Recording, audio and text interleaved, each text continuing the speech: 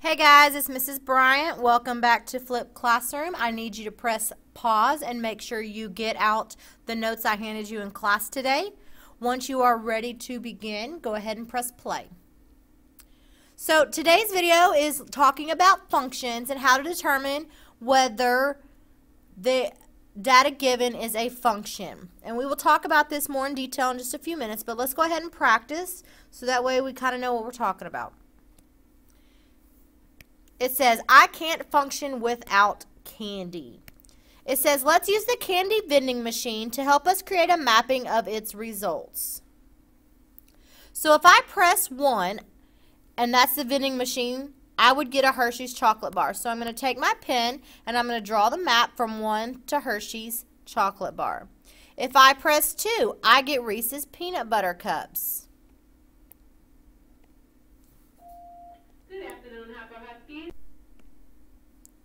Okay, so on 2, I'm going to draw a line from 2 to the Reese's, and then I'm going to hit 3, and I get Snickers. So 3 to Snickers.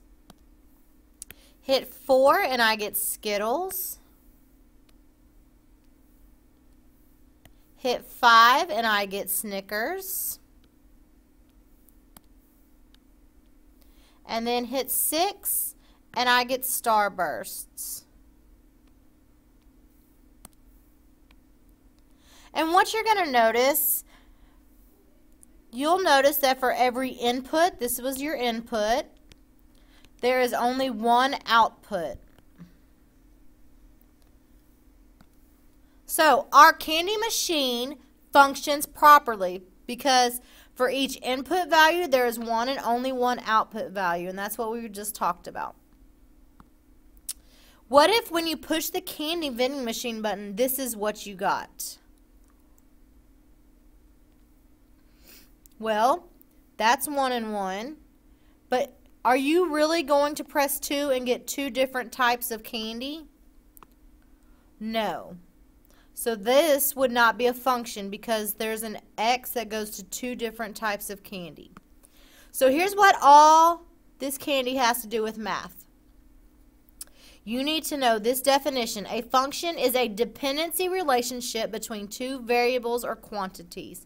So in our case, the number of candy machine and the kind of candy we received. You also need to know that a function has only one output value for each input value. In our case, we should only get one kind of candy bar for each button number pressed. So in math terms, we have only one dependent value for each individual independent value. So what does all this mean when it comes to graphs and tables and data? Let's talk about it.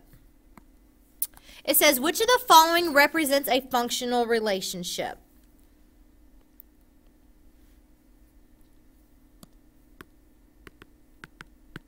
All right, look at graph A. If I put in an X, if I put -1 in as my input was X equals -1, what would my output be? Y would be 2, -1, and -4. So our definition of a function says there is only one output for each input. Well, I have one input, but how many outputs do I have? 3. So is this a function? No. Let me tell you an easier way to look at graphs and say whether or not it's a function. It's called the vertical line test. Alright, so the vertical line test is just on a graph. If you draw vertical lines and it only hits one dot, you know it's a function. But this dot right here, or this line right here, you hit 3 dots, so that's why it's not a function. So let's look at the vertical line test for B. This line, I only hit 1 dot, only 1 dot, only 1 dot, only 1 dot, and so forth. So is this a function? Yes. Let's look at this one. If I drew a line right there, how many points on the graph does it hit? 2. So is this a function? No. So, which of the following represents a functional relationship? In ordered pairs, you want to make sure that there is only one y value for each x value. So before you even begin, look at your x's and see if they repeat.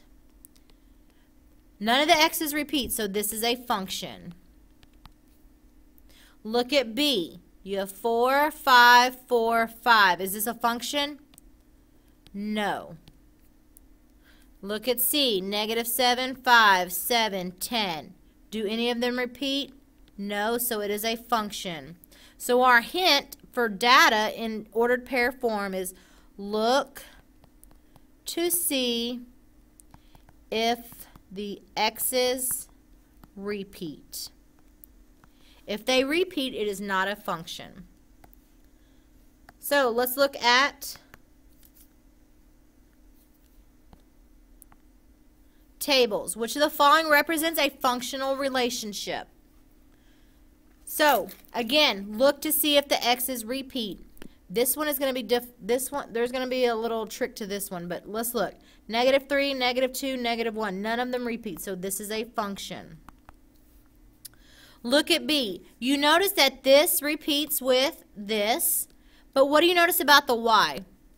They're the same, so it is exactly the same point. So is it like saying you have 2 points? No. Because the y's are the same and the x's are the same, this is also a function. What about C?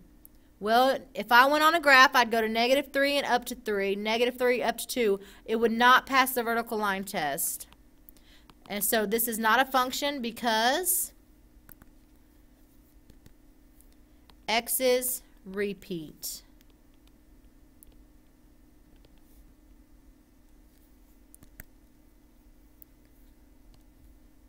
So, tomorrow in class we will do a card sort and we will talk about function, not a function, and we'll use that. But what I want you to do right now is to go on your notes on this side of your, on the paper on your notes. It'll tell you how to find whether or not something's a function given the different types of data. Make sure you know how to do that for class tomorrow. That's the end of the video, so I want to make sure that you are clear on what. That's it on the video. I just want to make sure we're clear on what is due tomorrow. I need you to know how to tell what data is a function and not a function, and we will work on that in class tomorrow. If you have any questions, please make sure you ask them below in the comments, and I'll respond to them. Have a